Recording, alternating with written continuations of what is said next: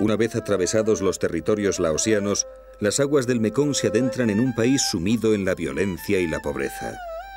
Escenario de convulsiones políticas, testigo de atrocidades bélicas y mortaja de atroces genocidios, poco queda en Camboya de aquel poderoso imperio que durante 5 siglos fue invencible, dominando una buena parte del sudeste asiático. En las selvas del norte del país se esconde el más increíble testimonio de lo que llegó a ser el Imperio Jemer. Angkor, la ciudad del bosque durmiente, uno de los más fabulosos monumentos arquitectónicos que existen en la Tierra.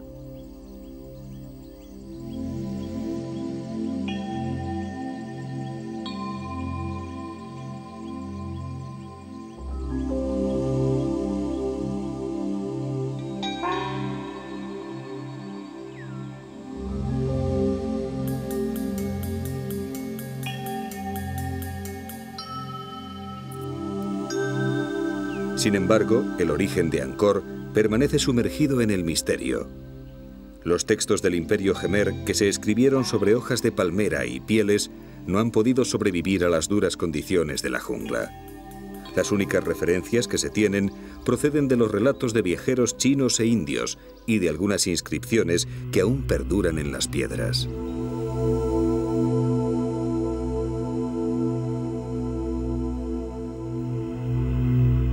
En estas inscripciones se adivinan continuas referencias del culto al agua.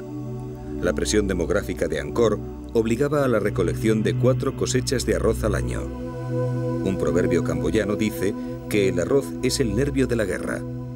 Para ello, ingenieros del imperio diseñaron un complejo e inmenso sistema de canales, diques y embalses que compensaron las diferencias climáticas y multiplicaron las cosechas, creando un potencial económico que durante 5 siglos fue capaz de mantener y hacer progresar a una población de 1 millón de habitantes. El milagro fue que aquella organización racional del espacio en torno a los monumentos armonizó perfectamente con las creencias, el simbolismo religioso y el poder político. Fundada a principios del siglo IX por el rey Jayavarman II, Angkor fue la capital de Camboya hasta el siglo XV. En 1431 es saqueada por los invasores Thai y la ciudad queda sumida durante más de 400 años en las tinieblas del tiempo, de la oscuridad y del olvido.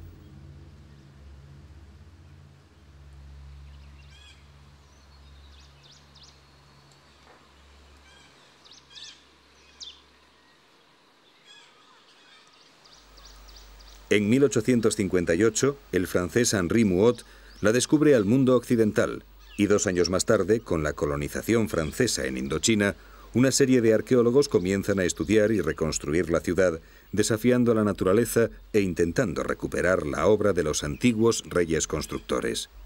Pero la difícil situación política y social de Camboya aceleró su deterioro y Angkor volvió a caer de nuevo en las garras del océano vegetal.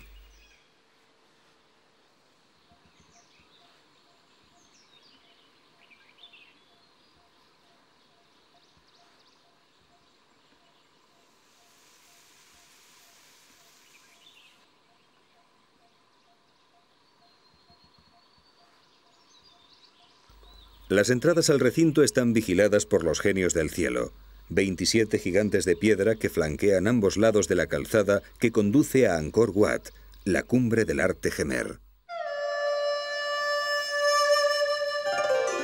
Equilibrio, armonía, sentido del ritmo, de la proporción y de la perspectiva. Henri Mouhot, en el relato de sus viajes por los reinos de Siam, Camboya y Laos, lo describe así. Más allá de un ancho espacio, desprovisto de toda vegetación, se eleva y extiende una inmensa columnata coronada por 5 torres en forma de flor de loto. Ante el profundo azul del cielo y el intenso verdor de los bosques que sirven de fondo a esta soledad, las líneas de una arquitectura a la vez elegante y majestuosa me parecieron el perfil monumental del gigantesco cementerio en el que reposa toda una raza desaparecida. La belleza y femineidad de las apsaras, ninfas celestiales y hermosas bailarinas del universo acompañan al viajero en su caminar por Angkor Wat. Pero la historia reciente de Camboya está muy lejos de aquel esplendor de antaño.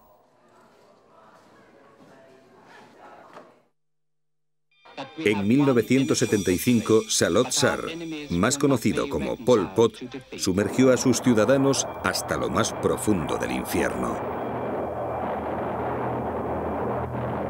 Mientras la vecina Vietnam se encontraba inmersa en una encarnizada lucha contra el invasor americano, Pol Pot funda el clandestino Partido de los Trabajadores de Kampuchea, un movimiento ideado a principios de los años 50 en las aulas de la Universidad de la Sorbona de París, donde Pol Pot estudiaba gracias a una beca.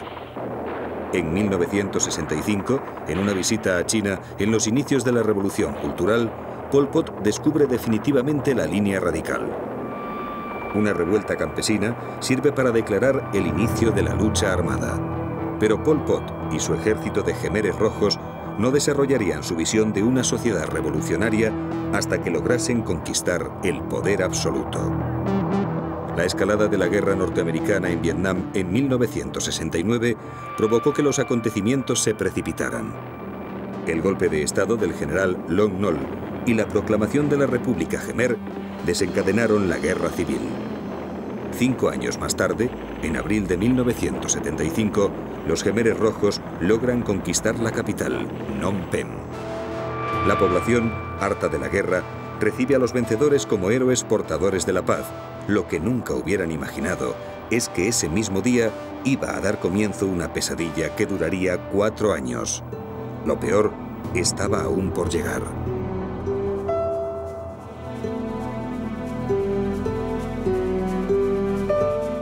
Inmediatamente comienza la evacuación masiva de la capital y la población es internada en comunas obligada a trabajos forzados, iniciándose un régimen de terror absoluto con la anulación de los derechos elementales.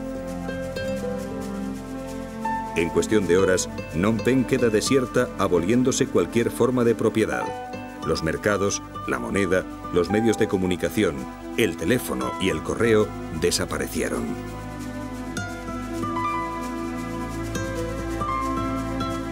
Pol Pot, el hermano número 1, por fin podía poner en práctica lo que tanto tiempo había estado soñando. Los intelectuales tienen que aprender de los jóvenes campesinos analfabetos. Todo aquel que había recibido educación secundaria estaba destinado a la ejecución. Llevar gafas o no tener callos en las manos se convirtieron en un elemento mortal. El 90% de los médicos fueron asesinados. Los bebés se mataban estrellándolos contra los árboles y miles de camboyanos fueron aniquilados mediante golpes de azada para ahorrar munición.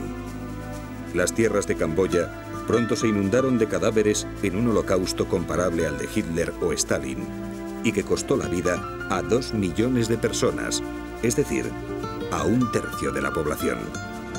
Toul Kork, un suburbio de Phnom Penh, fue el lugar elegido para enterrar a más de 20.000 asesinados. En la actualidad, aún se pueden apreciar las fosas comunes del lugar más espeluznante del sudeste asiático.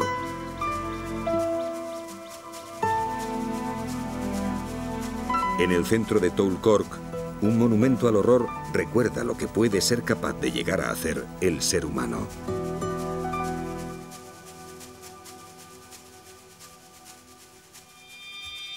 Y lo más macabro todavía es que los asesinos eran chicos y chicas de entre 10 y 15 años que fueron convertidos en máquinas de matar a base de sesiones de adoctrinamiento político. Yen Pang fue uno de estos jóvenes reclutado en un monasterio cuando tenía 11 años. Pol Pot no fue el impulsor del genocidio, todo lo contrario. Él consiguió aumentar la producción de arroz y había comida para todos. Si le hubieran dejado gobernar más tiempo, este país se hubiera desarrollado. Los verdaderos causantes del holocausto fueron los vietnamitas, que nos odian. Ellos se infiltraron en nuestras filas y manipularon a los ignorantes líderes locales para extinguir nuestra cultura.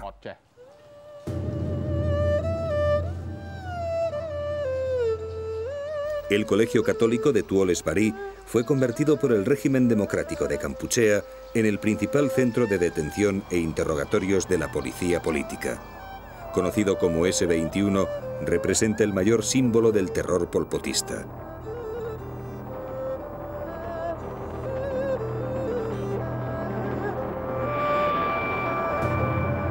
Sus archivos ofrecen detalladas y espeluznantes informaciones sobre los prisioneros que pasaron por sus dependencias. Los interrogatorios eran efectuados por jóvenes fanáticos deseosos de apuntarse un éxito. Si la víctima confesaba algún delito, se le condenaba a muerte. Y si no, moría a manos de los torturadores de un garrotazo en la cabeza. Los cautivos debían escoger entre 3 acusaciones básicas para declararse culpables si querían que cesasen las torturas: ser agentes de la CIA, del KGB o de los servicios secretos vietnamitas. Era tal el castigo que recibían a diario que muchos de ellos no aguantaron y se quitaron la vida arrojándose desde los pisos superiores. Para evitar estos suicidios, los Jemeres Rojos alambraron todas las fachadas del edificio.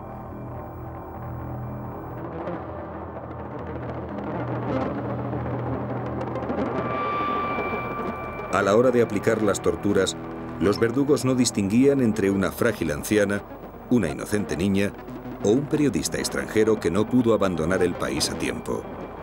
En 4 años, más de 17.000 personas fueron ejecutadas en el campo de concentración S-21.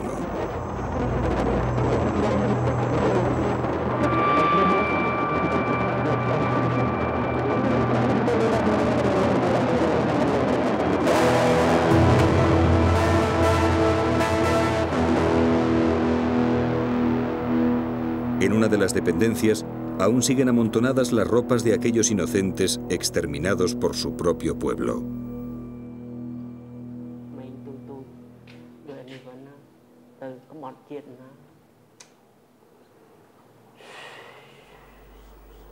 Solo 2 personas lograron salir con vida de la cárcel gracias a sus habilidades artísticas. El escultor Im Cham se salvó porque debía terminar un busto de Pol Pot.